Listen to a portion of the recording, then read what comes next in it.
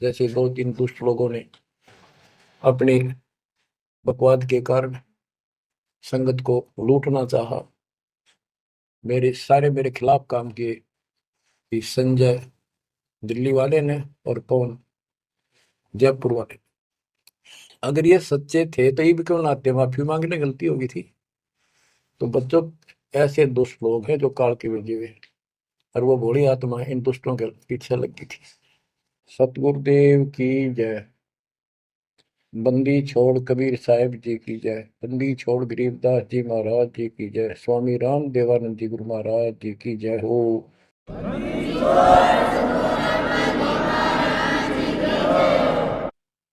जो केवल सच्चा ज्ञान दे।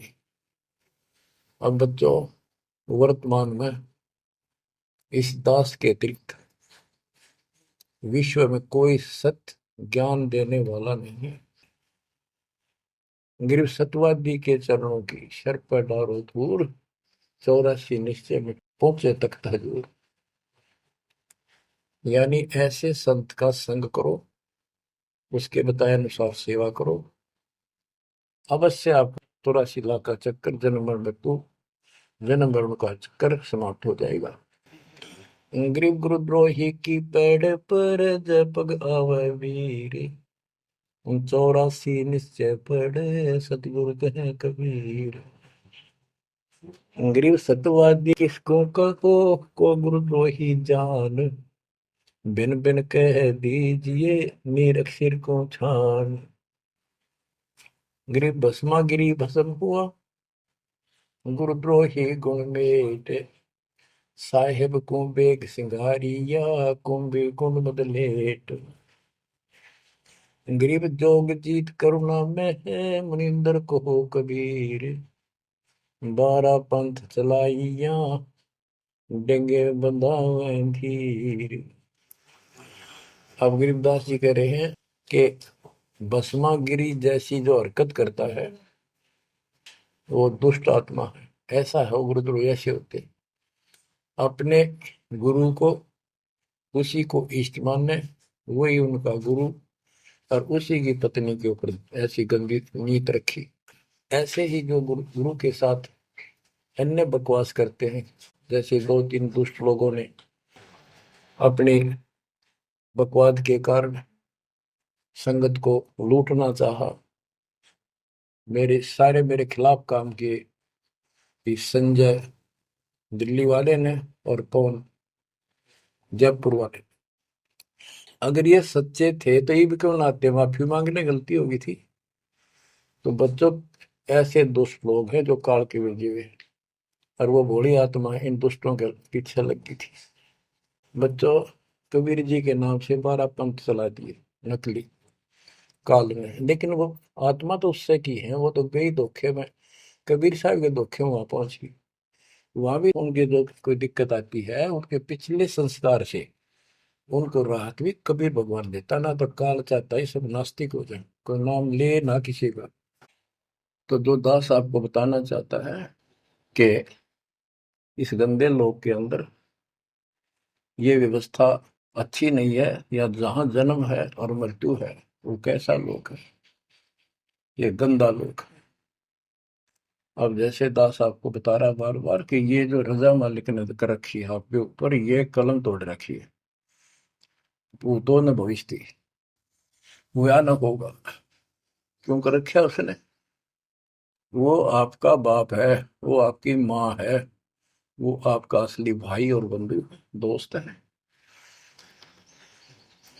उसने जो टेंशन आपकी है किसी को नहीं हो सकती। मान लीजिए माता पिता भाई बहन को दुख तो होता ही है, टेंशन भी होती है, जैसे किसी घर के सदस्य को परेशानी होती है, तो वो कर क्या सकते हैं? रोए सकते हैं, बैठ कर टक्कर मार सकते हैं, लेकिन उस समर्थ की शरण में आने के बाद वो रक्षा करेगा। तो जैसे दास बता रहा था कि सार नाम लेकर एक ऐसी बुरी मौत मरा, एक्सीडेंट हो गया, गाड़ी ले रहा था। अब मैं देखता हूँ जैसे ये बकवाद करी है 11/7 को, ये सार नाम प्राप्त न करी है, ये बकवास उसने की है। अब वो कुत्ते वाली मौत नहीं मरेगा तो और क्या करेंगे ये बताओ? सार नाम ले लिया, कोई परमानेंट टिकट होगी, तब उसका कुछ भी ना होगा, बकवाद वैसे करता रहो। हिमाचल प्रदेश का मुझे पता चला, बहुत विरोध करते थे इसी मैनेजमेंट के बारे में, बकवास करते थे, उनके फोटो तक मुझे प्राप्त हुए। 1 महीने के बाद उनको बुलाया गया कुरुक्षेत्र आश्रम में, भाई समझाओ। रोहतक में बुलाया, अपनी अपनी बकवास करके चले गए। तो ठीक थे, उनको भी गलत बताते रहे। वापस गए, रास्ते में 2 तो एक्सीडेंट में मर गए, एक की टांग टूट गई। जो बकवास कर रहे थे, सार नाम भी ले रहे थे और सतनाम भी ले रहे थे। खाक है वो सतनाम और सार नाम। और शेष भी गुरु जी के थे। बाढ़ में जाओ इसे शस और ऐसे कोऑर्डिनेटर, तो अपनी बकवास करते हैं। कर्म बना लो, बकवास छोड़ दो। ये बार बार कहने की बात नहीं है। तो मुश्किल से मानव शरीर मिला, इसमें तुम वो चौधर में खो दियो और नष्ट करके चले जाइए इस जीवन को। जो आदेश दास का हो, भगत तो वो है, कूदता हूँ गुरुदेव का। रामपाल दास का नाम, गले प्रेम की जेवड़ी, जा खेचो आ जाओ मैं। तो करो तो बाहड़ू, वापस आ जाऊं तो दूर दूर करो तो जाऊं, जो रखो तो हीरो, जो देव सो खाऊं। के एक परमात्मा इस भाव में आओगे ना, बात तो बढ़ेगी जब। वैसे ठीक है, दिशा करोगे मालिक रखे को नहीं, ठीक वो मर गए, भक्ति कर रहे थे, हुआ तो उन्हें मिले मिले के। और अगले जन्म में हो सके कि राजा महाराजा बन जाए, फिर कर्म फोड़ के फिर कुत्ते बन जाएंगे। तो ऐसे अधीन होना पड़ेगा आपको। जो निर्देश मिले, भैया सेवा छोड़ दे, तुरंत त्याग दे, हाथ जोड़ के खुश होकर, मुंह बढ़ावा नहीं कि तो देखा है कोऑर्डिनेटर हटा दिया, मैं इतने दिन से सेवा कर रहा था, मैं ये कर रहा था, है वैसे उन दिनों में किया मैंने, जब दुख के दिन थे आज में हटा दिया। तो के राजा था तो के मंत्री लाग रहा था, भले आदमी, सेवा थी, मजदूरी थी, मालिक ने दी, मालिक ने ले ली। खुश होना चाहिए हाथ जोड़ के, भाई फेर दियो चांस गुरु जी ने कहियो, फिर मौका दे, कोई गलती हो तो सुधारूंगा सुधारूंगी। ये तो है साधु के लक्षण। और बकवाद करके मुंह चढ़ाकर बैठे के किसका के बिगाड़ेगा, कल मरेगा कुत्ते वाली मौत से, रहसे की सीट के मारेगा काल। बच्चों, अपने ऊपर रहम ना करते दास पकड़ लो। मेरा संघर्ष देखो, 27-28 साल हो गए दास में, 1994 से आज तक हिसाब ला लो। और इसलिए कि आप घोर नरक में पड़े हो, इसको सुख मानने बैठे हो। और ये सुख है कितने समय का, पता है आपको? या सांस बेरा ना, इस सांस का आवण हो ना हो। ऐसे गंदे लोग में माचे माचे करो हो, अहंकार में सड़ रहे हो। यू काल फारा भर रहा, फारा कर रखा काल ने, तो हवा भर रखी है, फिर एकदम पलट देगा टायर सा तुम्हारा। आँख खोल लो, आखिर तुझको कौन कहेगा, गुरु बिन आत्मज्ञान, मन ने की कर ले, 2 दिन काम है मान, मन ने की। ये कबीर साहब रो रो का गाया करते, खड़े होके तो चौराहों पर, आंखों में आंसू होती थी उनके। ये गाना नहीं था, ये विलाप था। विलाप दास गाता नहीं, आत्मा से रोता है, ऊपर से गा रहा। भक्ति खूब कर ली, मर्यादा भंग होती रही, तो खाक भक्ति साथ पंचर हो रहा है, हवा भरे जाओ उधर से, फुर फुर होती रहेगी। पहले मर्यादित हो जाओ, पेंतर ला लो सारे, और फिर अपनी थोड़ी हवा आराम से भरो, और देखना सारा काम ठीक हो जाएगा। कहते मंसूर मैसूर क्यों हो गया, कुर्बान क्यों हो गया, शरीर फांसी प्रवेश, और जाके वो ऊपर एती नौबत बीती। कैसा है वो देश, वो कितना सुखदाई होगा जिसके लिए शरीर शरीर टुकड़े टुकड़े करा दिए, मरते मिटो मल के घर जाना। अब इस ज्ञान को परमात्मा ने मंसूर अली जी को दिया था, उसके बाद उसने अपने धर्म के लोगों को समझाना चाहा, जिसका परिणाम ये हुआ, कहा था। और बच्चों, जिस भी संत को कुछ प्राप्त हुआ उसने सामाजिक परंपरागत जो अधूरी साधनाएं थी उनको त्यागना पड़ा, और काल से प्रेरित उसी के धर्म मजहब के जाति के लोगों ने उसको कठिन यातनाएं दी, परेशानियां पैदा की। क्योंकि ये काल प्रेरणा है, काल का जुगाड़ है। पहले कोई धर्म नहीं था, अब 2000 वर्ष से इधर इधर ये 3-4 धर्म बढ़ गए और बन गए। पहले तो एक सनातन धर्म था, शुरुआत आदि सनातन धर्म से हुई थी, जो परमात्मा है ज्ञान बताना चाहा। पर मान्य ने मनु जी को मिले, सब ऋषियों के मिले, उनको राह दिखाना चाहा क्योंकि उसके बच्चे हैं, पर उनके अंदर अहंकार था, मिसगाइडेड थे। ब्रह्मा जी से अधूरा ज्ञान प्राप्त, उन वेदों पर आश्रित रहे। अब वो दुरुक्ति होकर कलयुग में आ लिए, वो पिछली पुण्य खत्म करके ऋषि भी बन लिए, सारे पापड़ बेल लिए, कुछ हासिल हुआ नहीं, मोक्ष हो ही नहीं सकता। तो बच्चों, इसमें मंसूर अली जी ने सारी ये बात बता दी। मंसूर कहे काजी से निवाला कुफर का मत खा, ये मांस मछली मत खा, ये पाप ना कर। और ये क्योंकि उनको जितना ज्ञान था, जैसे संपूर्ण ज्ञान तो आपको ही देना चाहता था, ने कसम खवा रखी थी किसी को नहीं बताना। लेकिन मंसूर अली को खुद परमात्मा मिले, उनको ये मंत्र दिया, एक सॉफ्टवेयर लगा दिया, जैसे एक पशु का अपना पट्टा बांध देते हैं, वो ढंगा हो जाता है। इस प्रकार मालिक ने इनको शुरू अपना ज्ञान देकर ऐसे ऐसे नाम दे दिए जिन्हें कुछ राहत मिली, लेकिन मोक्ष तो ईब होगा इनका। और जो उन्होंने किया, कुर्बान हुए मालिक के नाम पर, उसको जीवन दे दिया। फूक दिए थे मंसूर अली जी, फिर जीवित कर दिए। हजारों की संख्या में वहां घूम रहे थे, सब अपने घर बढ़ गए भाग भाग कर। उनके जाने के बाद उनकी महिमा करते हैं ये लोग, समय पर उसको संग किया। तो बच्चों, आपके ऊपर जो दाता ने कलम तोड़ दिया, इसका शब्दों में बयान नहीं कर सकता दास, क्योंकि बहुत लंबा इतिहास है आपका। जैसे मंसूर अली जी ने एक नाम पर ही जोर दिया, और कबीर साहब कहते हैं, कबीर सब जग निर्धना धनवंता नहीं कोई, धनवान उसको जानियो जिस पर राम नाम धन हो।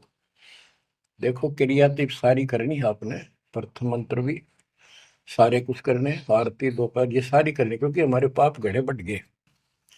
और ये आजकल सारे ऐसे उपकरण बना दिए परमात्मा ने, आरती लगाओ, काम भी करते रहो, बैठकर भी कर लो। जैसे ज्यादा समय नहीं मिलता है तो आप मोबाइल में लगाओ, ध्यान रखो।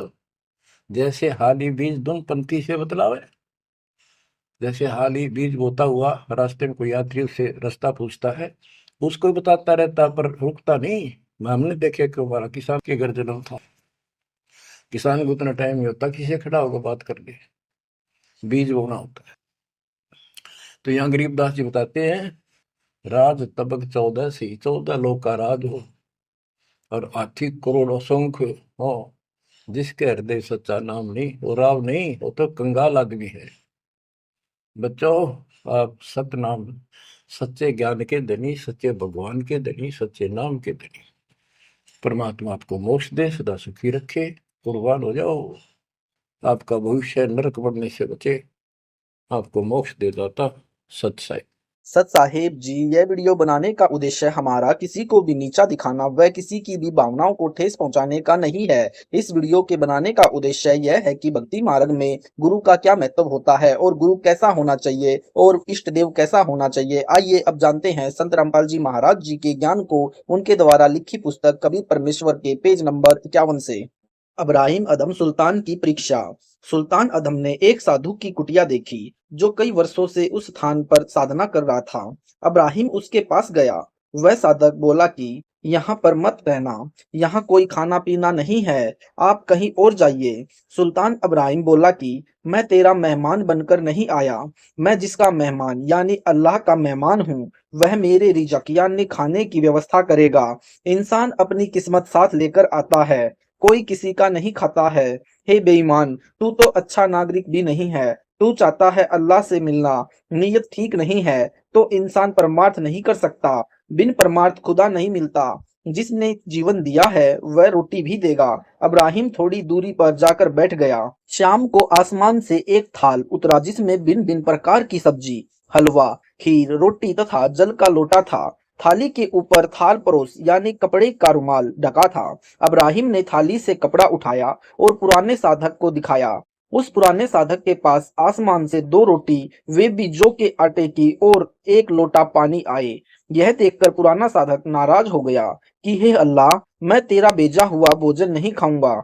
आप तो भेदभाव करते हो। मुझे तो सूखी जौ की रोटी, अब्राहिम को अच्छा खाना पुलाव वाला भेजा है। अल्लाह ने आकाशवाणी की कि हे भक्त, यह अब्राहिम एक धनी राजा था। इसके पास अरब खरब खजाना था। इसकी 16,000 रानियां थी, बच्चे थे, अमीर यानी मंत्री तथा दीवान थे, नौकर नौकरानियां थी। यह मेरे लिए ऐसे ठाठ छोड़कर आया है, इसको तो क्या न दे दूं। तू अपनी औकात देख।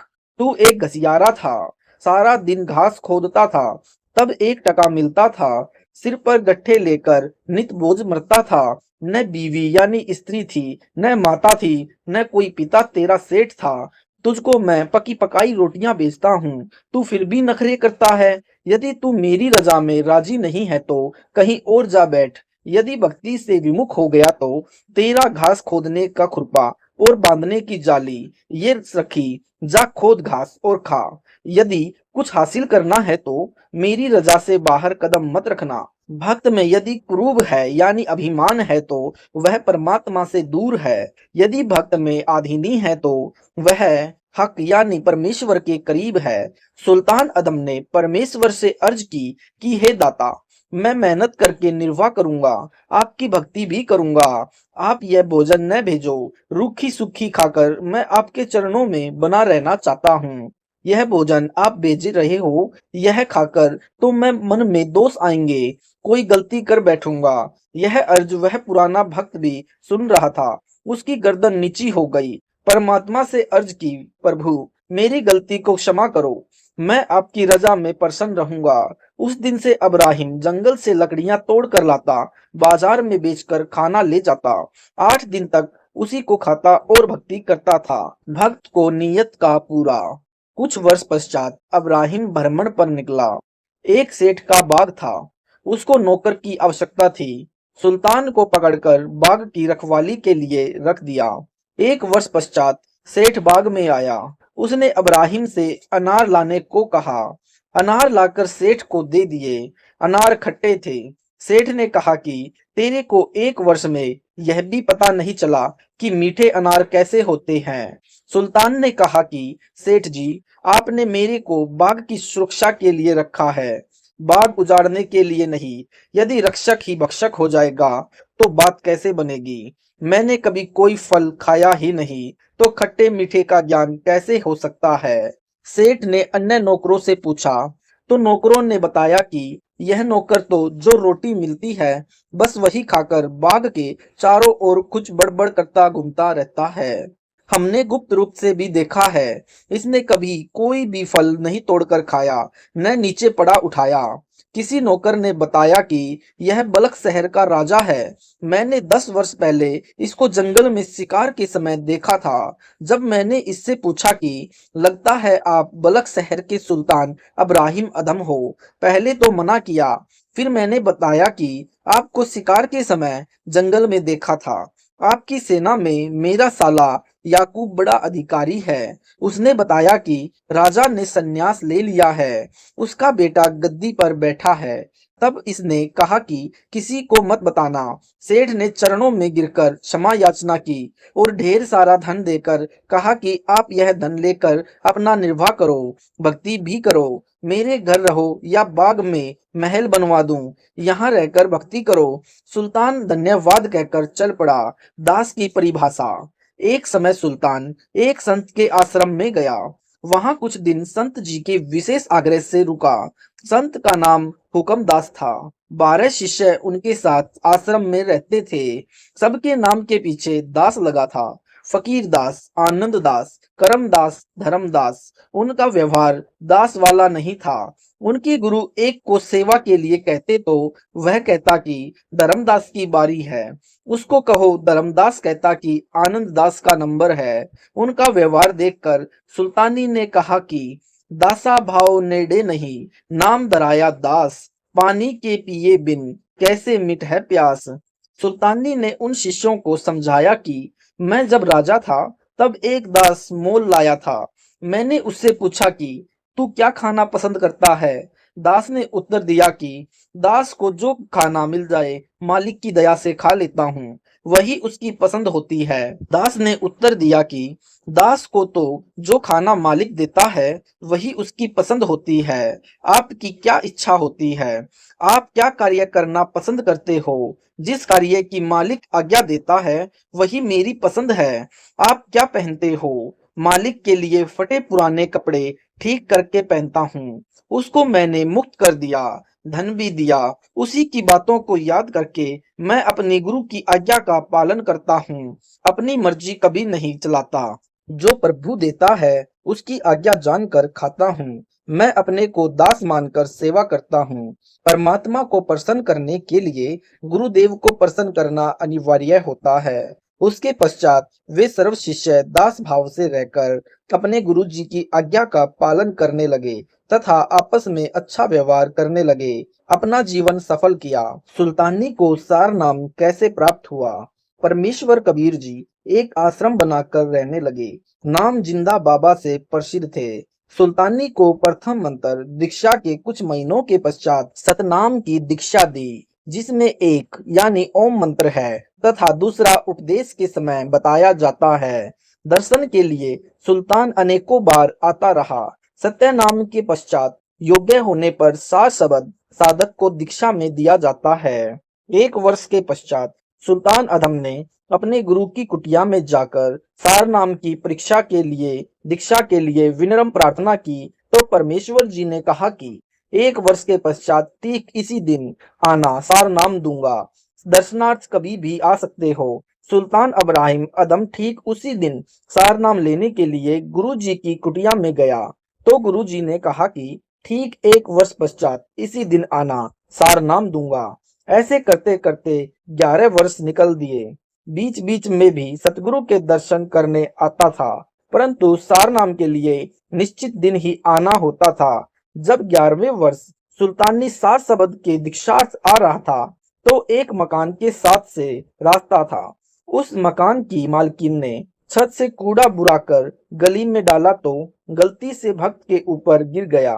सुल्तान इब्राहिम के ऊपर कूड़ा गिरा तो वह ऊंची आवाज में बोला, क्या तुझे दिखाई नहीं देता? गली में इंसान भी आते जाते हैं। यदि मैं आज राज्य त्याग कर न आया होता तो तेरी देही का चाम उधेड़ देता। उस बहन ने क्षमा याचना की और कहा, हे भाई, मेरी गलती है, मुझे पहले गली में देखना चाहिए था, आगे से ध्यान रखूंगी। वह मकान वाली बहन भी जिंदा बाबा की भक्तमती थी। उसने जब इब्राहिम को आश्रम में देखा तो गुरुजी से पूछा, हे गुरुदेव, वह जो भक्त बैठा है एकांत में, क्या वह कभी राजा था? जिंदा बाबा ने पूछा, क्या बात है बेटी, यहाँ तो राजा और रंक में कोई भेद नहीं है। आपने यह प्रश्न किस कारण से किया? यह पहले बलख शहर का राजा था। इसको मैंने समझाया तो इसने राज्य त्याग दिया और मेहनत करके लकड़ियां बेचकर निर्वाह करता है, भक्ति भी करता है। उस बहन ने बताया कि मेरे से गलती से सूखा कूड़ा छत से फेंकते समय इसके ऊपर गिर गया था। यह बहुत क्रोधित हुआ और बोला कि यदि मैं राज्य न त्याग होता तो तेरी खाल उतार देता। सत्संग के पश्चात 4 शब्द लेने वालों को बुलाया गया। जब सुल्तान इब्राहिम की बारी आई तो गुरुजी ने कहा कि अभी तो आप राजा हो, 4 शब्द तो बच्चा दास को मिलता है जिसने शरीर को मिट्टी मान लिया है। सुल्तानी ने कहा, गुरुदेव, राज्य को त्याग तो वर्षों से हो चुका है। गुरु महाराज जी ने कहा, मुझसे कुछ नहीं छुपा है। तूने जैसा राज्य त्यागा है, राजभाव नहीं त्यागा है। आप 1 वर्ष के पश्चात इसी दिन सार नाम के लिए आना। 1 वर्ष के पश्चात फिर सुल्तानी आ रहा था। उसी मकान के साथ से आना था। गुरुजी ने उसी शिष्या से कहा कि कल वह राजा सार शब्द लेने आएगा। तेरे मकान के पास से रास्ता है और कोई रास्ता कुटिया में आने का नहीं है। अब की बार उसके ऊपर पानी में गोबर राख घोलकर बाल्टी भरकर उसके ऊपर डालना, फिर उसकी क्या प्रतिक्रिया रहे वह मुझे बताना। उस बहन ने ऐसा ही किया। बहन ने साथ साथ यह भी कहा कि हे भाई, धोखे से गिर गया, मैं धोकर साफ कर दूंगी, आप यहाँ तालाब में स्नान कर लो। सुल्तान ने कहा कि बहन, मिट्टी के ऊपर मिट्टी ही तो गिरी है, कोई बात नहीं, मैं स्नान कर लेता हूँ, कपड़े धो लेता हूँ। उस शिष्या ने गुरुदेव को सुल्तानी की प्रक्रिया बताई। तब उसको सार शब्द दिया और कहा, बेटा, आज तू दास बना है, अब तेरा मोक्ष निश्चित है। इसलिए भक्तजनों को इस कथा से शिक्षा लेनी चाहिए। सार शब्द प्राप्ति के लिए शीघ्रता न करें, अपने अंदर सब विकारों को सामान्य करे, विवेक से काम ले, मोक्ष निश्चित है। राजा बड़ा है या भक्तराज। एक बार सुल्तान अधम अपने बलख शहर के बाहर एक तालाब पर जाकर बैठ गया। उसका पुत्र राजा था। पता चला तो हाथी पर चढ़कर बैंड बाजा के साथ तालाब पर पहुंचा।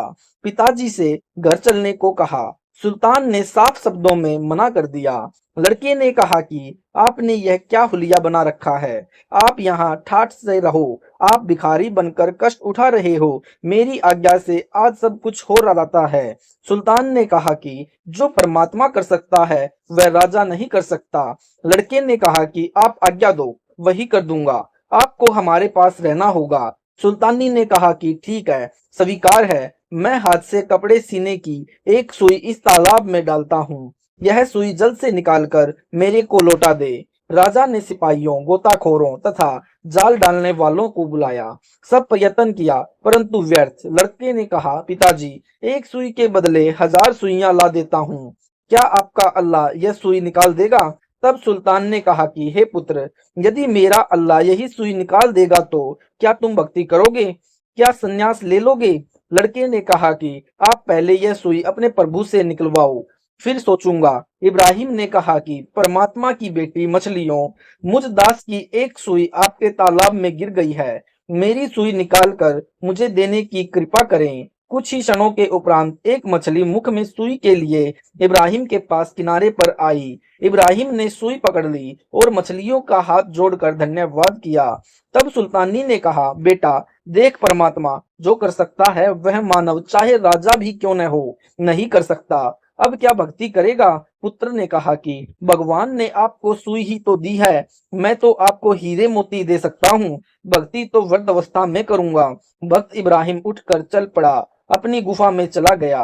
विकार जैसे काम, मोह, क्रोध, वासना नष्ट नहीं होते, शांत हो जाते हैं।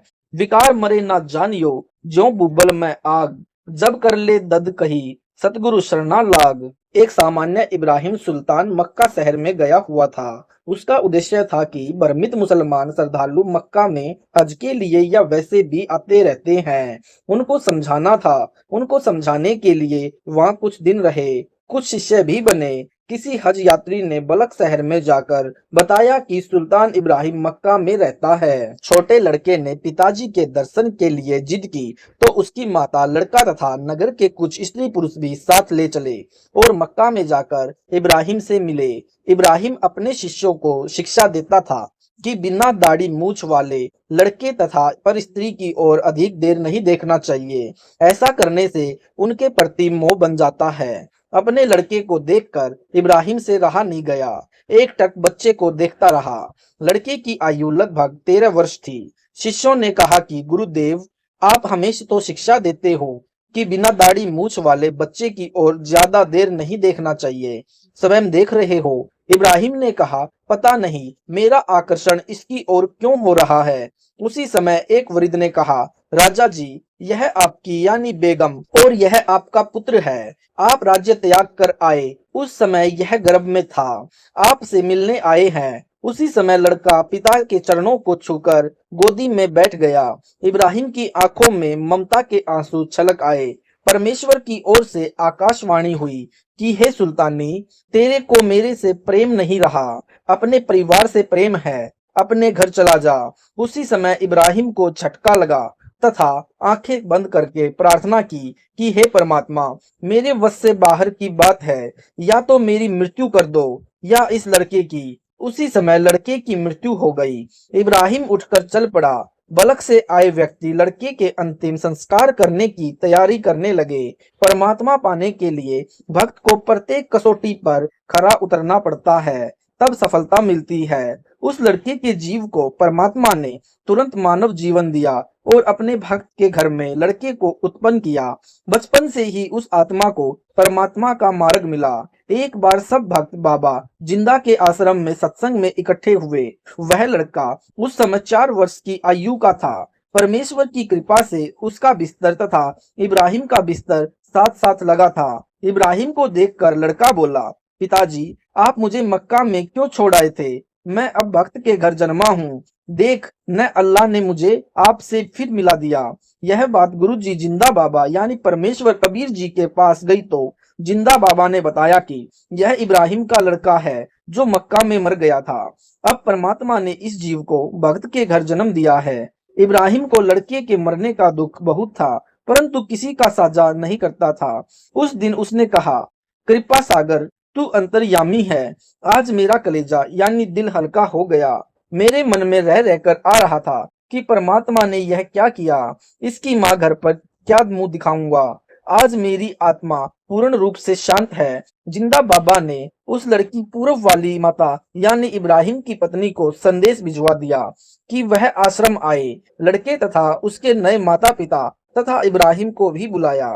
उस लड़के को पहले वाली माता से मिलाया। लड़का देखते ही बोला, अम्मा जान, आप मेरे को मक्का छोड़कर चली गई। वहां पर अल्लाह आए, देखो ये बैठे, यानी जिंदा बाबा की ओर हाथ करके बोला, मेरे को साथ लेकर इनके घर छोड़ गए। मैं इस माई के पेट में चला गया, फिर मेरा जन्म हुआ।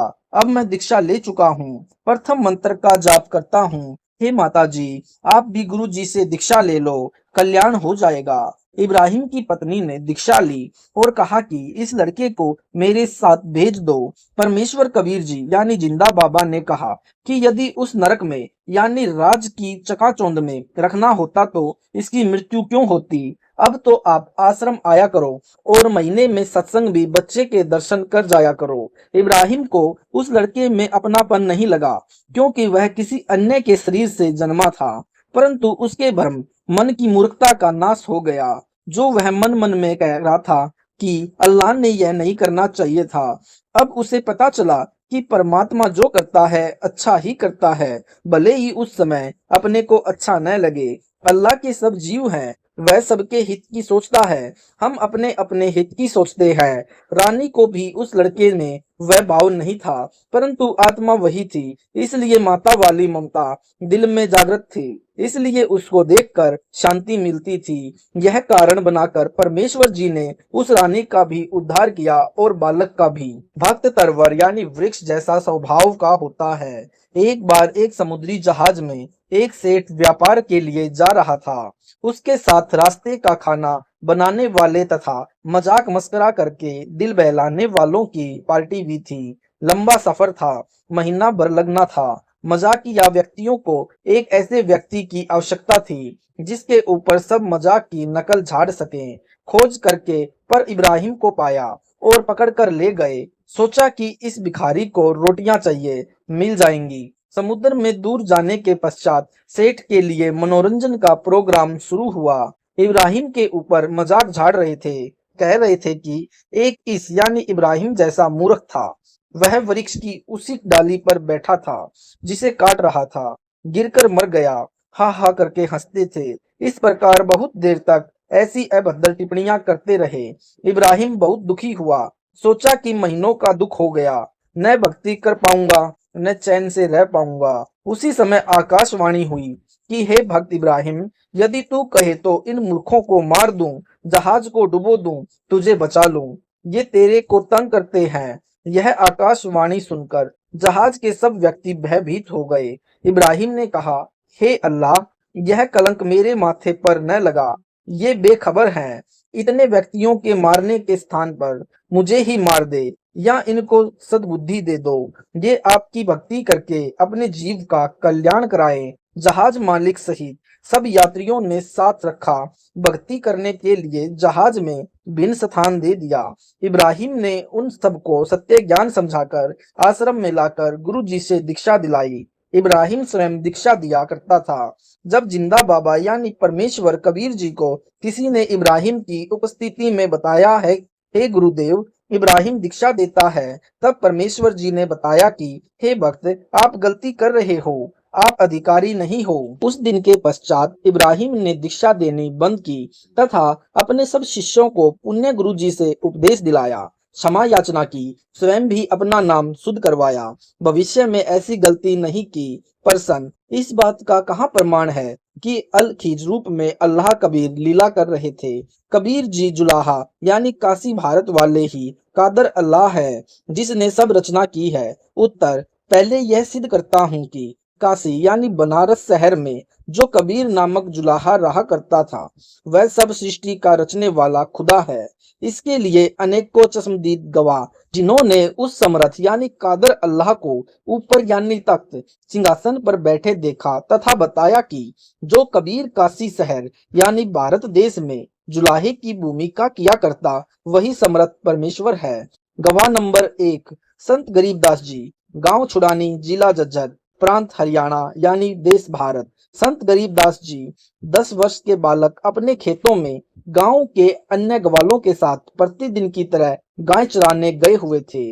विक्रमी संवत 1774 यानी सन 1717 फाल्गुन महीने की सुदी यानी चांदनी द्वादशी को दिन के लगभग 10 बजे ग्वाले तथा बालक गरीबदास जी एक जांडी के वृक्ष के नीचे छाया में बैठकर भोजन खा रहे थे। परमेश्वर जी जिंदा बाबा यानी अल खिज के वेश में ऊपर आसमान वाले तख्त यानी सिंहासन से चलकर कुछ दूरी पर धरती के ऊपर उतरे तथा ग्वालों के पास गए। वह जांडी का पेड़ गांव कबलाना से गांव छुड़ानी को जाने वाले कच्चे रास्ते पर था तथा कबलाना की सीमा के सटे संत गरीबदास जी के खेत में था। यानी संत गरीबदास जी के पिताजी के पास गांव में 1375 यानी 1375 एकड़ जमीन थी। उसी जमीन पर चरगाह बना रखी थी जिसमें गांव छुड़ानी के अन्य निर्धन व्यक्ति भी अपनी गायों को चराने के लिए ले जाया करते थे। बाबा जिंदा यानी साधु को देखकर बड़ी आयु के ग्वालों यानी पालियों में एक ने कहा कि बाबा जी भोजन खाओ। साधु ने कहा, भोजन तो मैं अपने डेरे से खाकर आया हूँ। कई ग्वाले एक साथ बोले, यदि भोजन नहीं खाते तो दूध पी लो। परमेश्वर ने कहा कि दूध पिला दो, परंतु दूध उसका पिलाओ जिसको कभी बच्चा उत्पन्न न हुआ हो, यानी कंवारी गाय का। पालियों ने उसे मजाक समझा। बालक गरीबदास जी उठे तथा एक अपनी प्रिय बछिया को लाए और बोले, हे बाबा जी, यह कंवारी गाय दूध कैसे दे सकती है? तब बाबा जी ने कहा कि यह दूध देगी, तुम स्वच्छ बर्तन लेकर इसके थनों के नीचे रखो। संत गरीबदास जी ने एक मिट्टी का बर्तन यानी छोटा घड़ा 3-4 किलोग्राम की क्षमता का लिया और उसे थनों के नीचे रख दिया। बछिया के थनों के नीचे करके बैठ गया। बाबा जिंदा यानी अल खिज ने गाय की बछड़ी की पीठ के ऊपर हाथ से थपकी मारी। उसी समय थन लंबे व कुछ मोटे हो गए तथा दूध निकलने लगा। जब वह 3-4 किलोग्राम का बर्तन भर गया तो थनों से कुछ आना बंद हो गया। बालक गरीबदास जी ने वह दूध से भरा बर्तन बाबा जी को दे दिया तथा कहा कि यह तो आपकी दया से मिला है, पी लो। बाबा जिंदा ने उस बर्तन को मुख लगाकर कुछ दूध पिया, शेष उन पालियों की ओर किया कि पी लो, यह प्रसाद है। अन्य ग्वाले उठकर चल दिए, कहने लगे कि यह दूध जादू मंत्र करके कंवारी बछड़ी से निकाला है, हमारे को कोई भूत प्रेत की बाधा हो जाएगी। यह कोई सेवड़ा यानी भूत प्रेत निकालने वाला लगता है। कंवारी गाय का दूध पाप का दूध है। यह बाबा पता नहीं किस छोटी जाति का है, इसका जूठा दूध हम नहीं पिएंगे। बालक गरीबदास जी ने बाबा से बर्तन लिया और पालियों के देखते देखते उसमें से कुछ दूध पिया। वे बड़ी आयु के ग्वाले बालक को दूध न पीने के लिए कहते रहे। बालक नहीं माना, सब दूर चले गए। बाबा जिंदा तथा बालक गरीबदास जी रह गए। तब कुछ ज्ञान सुनाया। बालक ने सतलोक और समर्थ परमात्मा यानी जो ब्रह्म जी, ब्रह्मा विष्णु महेश जी तथा शक्तिशाली बाबा ने बताया था। आंखों देखने की इच्छा की जिंदा बाबा बालक गरीबदास जी के जीव को शरीर से निकालकर आसमान में ले गया। ब्रह्मा जी, विष्णु जी तथा शिव जी के लोक दिखाए, स्वर्ग तथा नरक दिखाए, ब्रह्मलोक यानी महाजन्नत काल ब्रह्म का दिखाया। फिर और ऊपर अपने अमरलोक में ले गए। जो बाबा जिंदा बालक के साथ गया था वह ऊपर बने यानी तख्त सिंहासन के ऊपर बैठ गया। उस समय परमात्मा रूप बन गए। परमात्मा के एक रोम यानी शरीर के बाल का प्रकाश करोड़ों सूर्यों के प्रकाश से भी अधिक था। अमरलोक प्रकाशित था। बालक गरीबदास जी का भी अन्य शरीर बन गया जिसका प्रकाश 16 सूर्यों के समान था। अमरलोक के सब भक्त भक्तमती यानी हंस हंसनी अपने परमेश्वर को दंडवत करने लगे। जय हो कबीर सतपुरुष की बुलाने लगे। सबने कहा कि ये अनंत करोड़ ब्रह्मांड का सृजनहार समर्थ परमेश्वर है, इसका नाम कबीर है। फिर परमात्मा ने सब ज्ञान अपने नबी गरीबदास जी की आत्मा में डाल दिया। सारा सतलोक तथा नीचे के सब लोक दिखाकर बालक की आत्मा को शरीर में प्रवेश करा दिया। उस समय बालक गरीबदास जी के शरीर को अंतिम संस्कार के लिए चिता यानी लकड़ियों के ढेर पर रखा था। अग्नि लगाने ही वाले थे। उसी समय गरीबदास जी उठ लिए। गांव में खुशी की लहर दौड़ गई। संत गरीबदास जी को उसी जिंदा बाबा वेशधारी परमेश्वर जी ने दीक्षा दी। संत गरीबदास जी ने आंखों देखा तथा परमेश्वर के मुख कमल से सुना। संपूर्ण अध्यात्म ज्ञान दोहों चौपाइयों शब्दों के रूप में बोला, जो एक दादू जी के पंथ से दीक्षित गोपाल दास नाम के महात्मा जी ने लिखा। लेखन कार्य में लगभग 6 महीने लगे। प्रसंग है कि यह कहाँ प्रमाण है कि अल खिज ही अल कबीर है। जैसे इसी अल खिज यानी अल कबीर की जानकारी वाले प्रकरण में रूमी का परिचय शीर्षक में लिखा है कि रूमी नाम का व्यक्ति टर्की देश के कोन्या शहर में एक मस्जिद में मौलवी था, जो मुसलमान धर्म का प्रचार किया करता था। लोग उनका विशेष सम्मान किया करते, जो समस्त रवेज संत के ज्ञान को समझकर मौलवी की पदवी त्याग कर गुरु जी समस्त रवेज द्वारा बताई भक्ति करते थे, जो प्रसिद्ध कवि भी हुए हैं। उन्होंने बताया है कि बलख शहर के राजा यानी बल्खी सुल्तान इब्राहिम इब्न अदहम ने अल खिज से प्रेरणा पाकर राज त्याग दिया था। शेष जीवन अल खिज के संपर्क में रहकर अल्लाह की इबादत में गुजारा। सुल्तान को अल खिज के दर्शन हुआ करते थे। ऊपर आप जी ने पूरा प्रकरण सुल्तान इब्राहिम इब्न अदहम का पढ़ा, जिसमें स्पष्ट है कि अल्लाह कबीर जी ने सुल्तान को भक्ति के लिए प्रेरणा दी थी, इसलिए अल खिज ही अल कबीर है। इसी का समर्थन संत गरीबदास जी ने किया है कि गरीब हम सुल्तानी नानक तारे, दादू को उपदेश दिया, जाति जुलाहा भेद न पाया, काशी माही कबीर हुआ। सत साहेब जी, इस वीडियो से पता चलता है कि परमात्मा कौन है और उसे कैसे पाया जा सकता है और उसे कैसा भक्त परमात्मा को प्राप्त कर सकता है तथा परमात्मा को कैसा भगत अच्छा लगता है। सत साहेब जी, अगर ये वीडियो आपको अच्छा लगा हो तो इस वीडियो को ज्यादा से ज्यादा शेयर करें, कमेंट करें और लाइक करके हमारे चैनल को सब्सक्राइब करें। सत साहेब जी, मिलते हैं अगली वीडियो में।